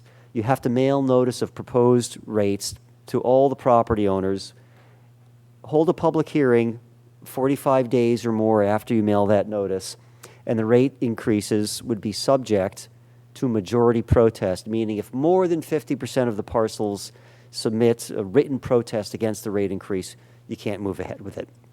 And we know you've had some Prop 218 protests in the past. On the other side of the coin, what people are not as familiar with are the substantive requirements, and that's on the next slide. I wanted to highlight those. Pretty much there's 4 substantive requirements for water and sewer rates.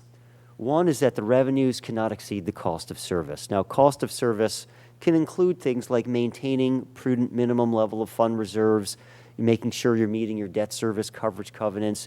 You can start accruing funds if you've got a big capital project coming down the line in 3 years. By all means, you're allowed to start setting money aside for that. This was put into place, this requirement, because there were a lot of cities out there, not necessarily water sewer districts, that were using water and sewer funds as a cash cow for their general fund. You never had that issue, but I wanted to point out that the financial projections, all your audits, financial statements, everything out there supports that you're very clearly not recovering more than the cost of service. In fact, you're recovering less than the cost of service. Number 2 is that the revenues can only be used for the purpose for which they were collected. And I'll point out, you've got plenty of track record in your finances. You're not using the water rates to subsidize expenses for fire. And there are some detailed cost allocations that the agency does behind the scenes to make sure that costs for administration are being allocated to each of the different enterprises that you operate. The next is that the amount of the fee shall not exceed the proportional cost of service to each parcel. And here's where there's been some recent court rulings that have continued to add understanding to what that means. In particular, people might be familiar with the San Juan Capistrano case. It was initially put out there. Unfortunately, the headlines read, "Tiered water rates illegal." But that was just a complete error on behalf of whoever puts the headlines to place, because very clearly it says water rate tiers, of course, are 100% okay. You just have to have a reasonable cost justification. What had happened was that agency didn't have any cost justification. They had just made up rates for conservation purposes. Hey, let's make tier 4 $10 a unit and tier 1 $1 a unit for policy preferences. Historically, that had been okay, and there had been case law that supported doing tiered rates strictly for a policy objective of conservation. But the San Juan Capistrano added that, well, wait a minute, you do need a cost justification. So I wanted to make very clear in our rate study, we went through that process. We have created rates from the ground up for both water and sewer side to ensure you're complying with this. And the charges that we're recommending, in fact, are designed to make sure that you're proportionally recovering costs from different types of users. On the water side, again, commercial is going to be paying just a uniform rate, but you do have a few residential tiers. People have to pay more for the higher tiers to help fund costs of conservation and the efforts at securing long-term reliable water supply. On the wastewater side, there's now different quantity rates on the commercial side for different levels of wastewater strength, justifiably so, because it costs more to treat higher strength wastewater to the permit requirements that you have. And the final thing was that the fees can only be charged if the service is immediately available to the property. And good news is you're not billing vacant properties for your water and sewer rates. You're only billing rates to folks who have voluntarily connected to the water system. So ultimately, the rates were designed to fully comply with Prop 218. Moving on to the next slide, just a couple highlight things for the next steps. One is we know rates are always a balance of competing objectives. You've got a lot of funding needs, yet you want to keep rates as low as possible. So what we try to do with input from the ad hoc committee and staff is make sure that there's enough revenues coming in to fund what you need to do, but there's no Taj Mahal funding here or anything like that. In fact, you could argue that the rates probably could be a little bit higher based on the aging condition of your water and sewer system. Next steps going forward are from this meeting to get direction to move ahead or not move ahead with the Prop 218 process. We wanted to get comments if there are any final tweaks that needed to be made. There's a little bit of a timing issue. The goal was to have a public hearing and get these rates in place by January 1st. which would mean they wouldn't be hitting bills until March 1st or thereafter. But in order to do that, you got to get your Prop 218 notice mailed as soon as tomorrow in order to get a hearing by the end of December. So everything is all keyed up, ready to go, pending this meeting. If it gets deferred, it gets deferred. But if you want to hit that, everything's all ready to go. And then you get your notices out, then have a 45-day waiting period would start. People can take more comments. Then the goal would be to come back at the end of December and hold a public hearing, take the written protest, an additional comment, and that is the time when the board would have to take action on water and sewer rates. So that concludes what I wanted to cover. Thank you to the ad hoc committee and staff for all the input along the way, and I'll leave it at that and open it up to questions. Well, thank you very much for that very thorough and comprehensive report. And I too just want to say to the ad hoc committee, you've done a tremendous amount of work, and it is appreciated, as well as the staff and the work that you have done. So at this time, if we have questions or discussion, and Director Sanders? Yes, thank you, Madam President. First of all, I want to echo the sentiments that your presentation was excellent. Report was very well done. Do your financial projections include standby charges? Just double check here.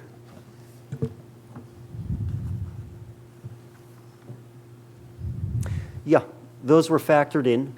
Both on the water side, it was about $175,000 a year that you're getting. So that actually reduces what you need to recoup from your water charges. Right. And I believe the same on the sewer side as well. Yeah. Okay. Second question, and maybe more of a comment than a question. You've got $1 million allocated for debt financing for capital projects, and I'm very pleased that 3 really critical infrastructure projects were identified in the report: Rodeo Grounds Pump Station, Fiscalini Water Tank Project, Stewart Street Water Tank Project. The problem is, if you aggregate the cost of those facilities, we're probably pushing $2.5 to $3 million. So we're going to have to find the revenue, or we're going to have to find a grant. We're going to have to find some source of capital above and beyond the $1 million, to the tune of perhaps as much as $2 million, to fund these projects. So because these projects are at least in part related to the ability of our fire department to adequately respond to and fight structure fires, I'd like to see the district make a priority of this in terms of looking for other sources of revenue. Perhaps there are grants out there, perhaps we can come up with other mechanisms to finance them, but I think they're critical projects that we need to prioritize. Okay, and General Manager Gruber, I believe, wants to respond to that. Madam President, Director Sanders is absolutely right. When the ad hoc committee and staff deliberated this, the original figure that we came up with was $5 million, and what that represented was an additional 10% increase on both the water and wastewater side, roughly. The Fiscalini tank is about $600,000. Rodeo Grounds, I'm not really pleased with the preliminary figures that came in with that, the $3 to $4 million range. After talking with the operations folks, we think we can do it for significantly less than that. We don't need a Taj Mahal, if you will. So you're looking at about $2 million there, and the improvements to the rodeo ground, or to the Stewart Street tanks, which need to be replaced, and some upgrades to the booster stations are about $1 million, which we're looking at $3.6 million. So Director Sanders is absolutely right regarding the insufficient amount relating to what our needs are and the opportunity to look for other alternative sources of revenue. But when the ad hoc committee and staff were looking at these rates, as Alex indicated in his last slide, we really wanted to find that balance. And I think that balance has kind of been the problem that we've faced all along as a district and as a community, is that, and it only seems to escalate as time goes on because the system continues to deteriorate. But one thing that we were cognizant of during this was the sensitivity as it relates to, how much do you want to raise rates? We want to be successful in the 218 process, but as Director Sanders indicated, the $1 million is insufficient, and the $250,000 that was put in is really just for ongoing maintenance. We're struggling with a lot of things, pumps, motors, blowers, this, that, and another. It seems to really continue to add up for the cost. So, but it's a very, very good point. I just want to point well taken.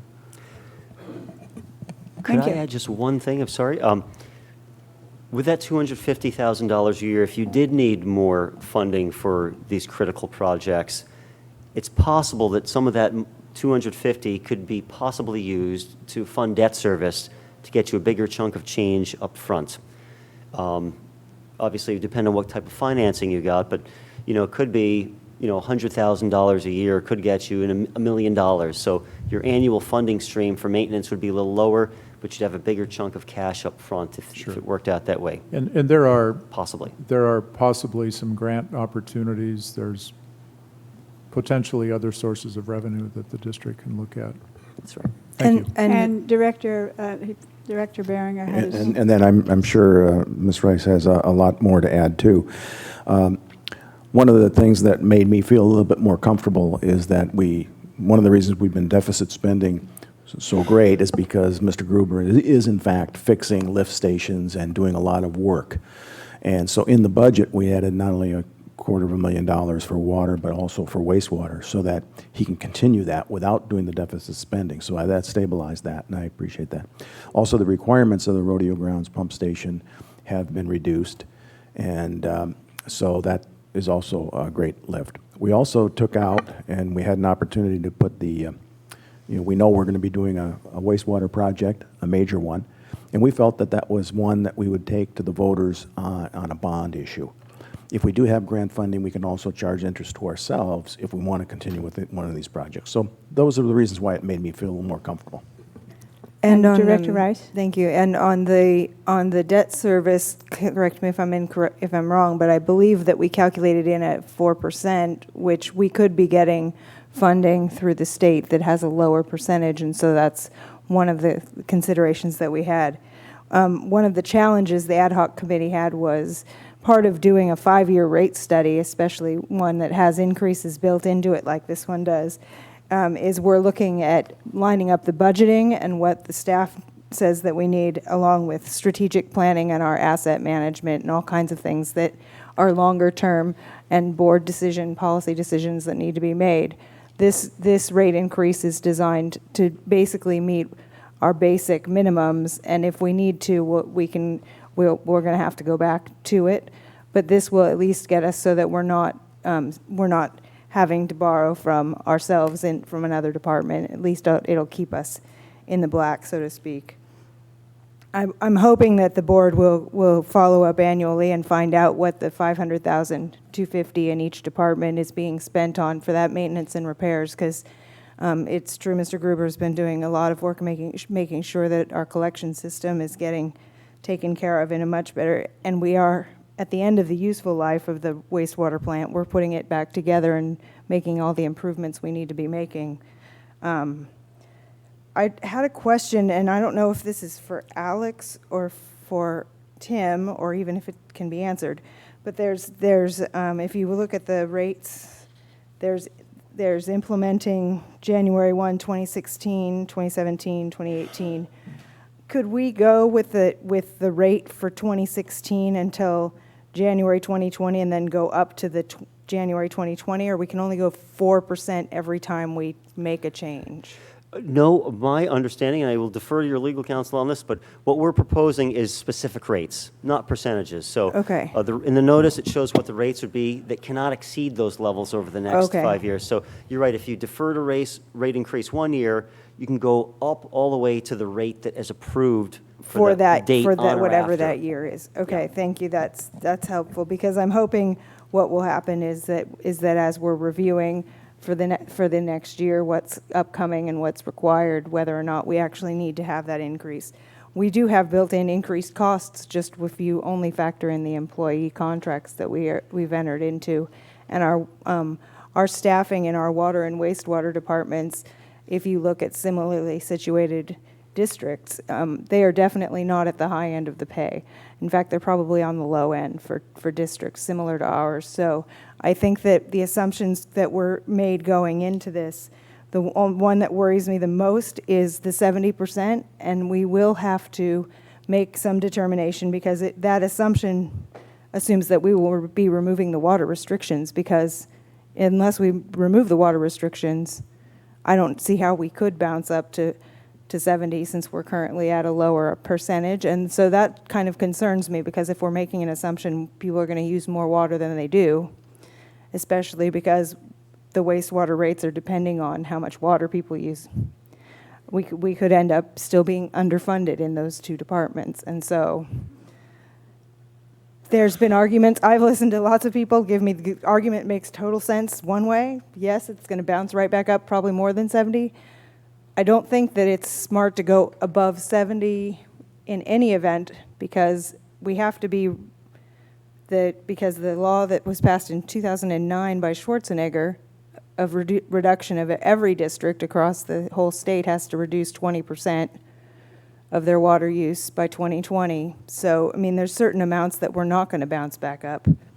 But I just, if the rest of the board is comfortable with the 70% number, I'm okay with it. I just want to make sure that we're not going to be continuing to underfund, and that we try to immediately look at what needs to happen to lift the restrictions, and if we even can, based on the governor's proclamation that everybody has to cut back by 25%, and whether or not we would be able to be in compliance with state law just by lifting our restrictions. And maybe we just can lift them to the 25%, or, I mean, there's a lot of considerations in there, but we need to keep that in mind.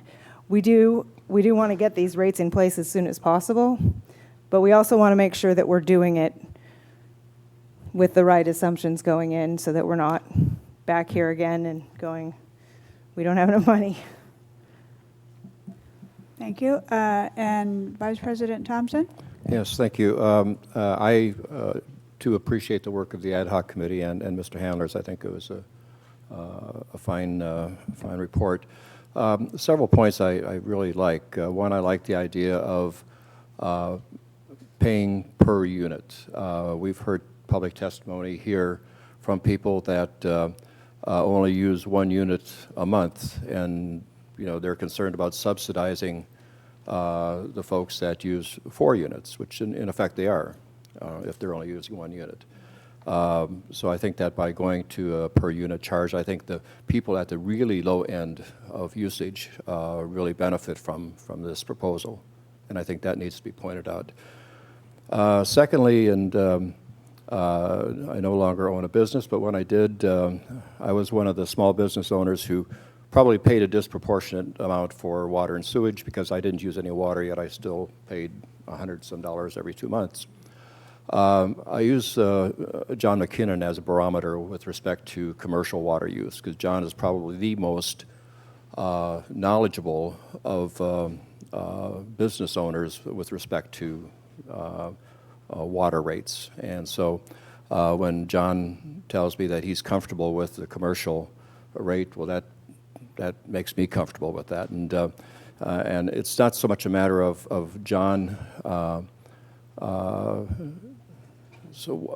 what he pays for water use, but it impacts everybody that he employs. Because if the water use for a business is so onerous that he has to make other cuts, it's going to affect the people at the bottom of the food chain in terms of his employees. And so it's important that that businesses have water bills that they are comfortable with. And then thirdly, you had the slide up there that talked about current and proposed rates, I think, for 6 units. And it came out to about $15 a month, which is, if you use 6 units, it might be, a tri-tip sandwich and a beer at the grill, which is cheap. Someone at one point in time made the point in a letter to the editor, what is the worth of water, or what, and I thought that was a fairly ludicrous statement, because water is so important that we have to have that. It's not a luxury, it's a necessity, and so we have to make sure that we have affordable water. And I think that if I have to forego a tri-tip sandwich to have a reliable water system, then so be it. I'll do it. That's. Okay, and certainly I think my esteemed colleagues have covered everything that I would have said too. But I do think, again, Mr. Handler and the ad hoc committee have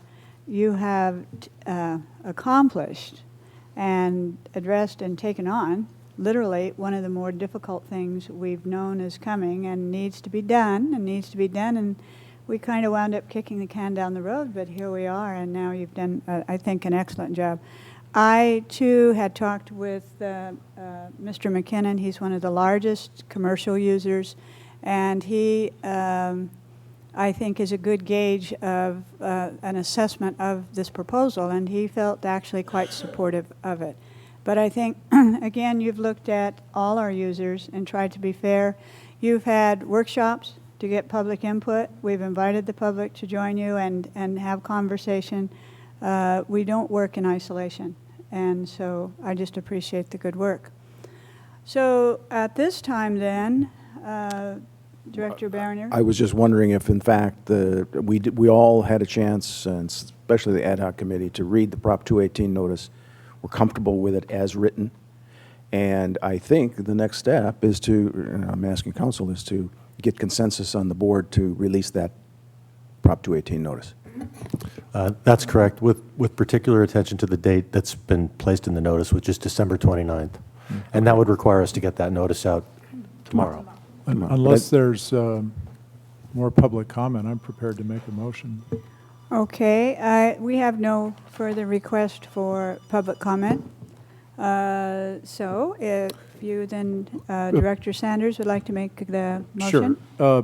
Preliminarily, let me say, contrary to the public comment that was made about how easy it might appear to be to raise water and sewer rates, it's really not. It requires a very delicate balancing act. And I think I'm comfortable with the assumptions that you've made. I think they're very appropriate. And I certainly appreciate the delicate balance that you've achieved here. So having said that, I move to approve the notice of proposed increase in water and sewer rates with the December 29th, 2015 public hearing date, subject to changes deemed necessary by the general manager and the district council. And, Second. Okay, Director Rice?